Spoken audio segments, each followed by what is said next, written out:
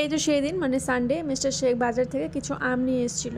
এখন যেহেতু আমের সিজন শেষ হতে চললো, তাই যে কটা দিন আম আছে সেই কটা দিন মিস্টার শেখ এখন শুধু আমই নিয়ে এসছে। আর এদিকে আমরা আম খেতে সবাই কিন্তু ভীষণ পছন্দ করি। তারপর সকাল সকাল দেখো এদিকে চলে এসেছে ইলেকট্রিক মিস্ত্রি। অ্যাকচুয়ালি আমরা যে ইলেকট্রিক ক্যাটেলটা নিয়েছিলাম সেটা লো ভোল্টেজে চালানোর জন্য নিচের একটা ওয়্যার পুড়ে গেছিলো, সেজন্য কোম্পানিকে ফোন করা হয়েছিল, সেখান থেকে লোক পাঠিয়েছে। তো এটা আমরা এক্সচেঞ্জ করে নতুন একটা পাবো।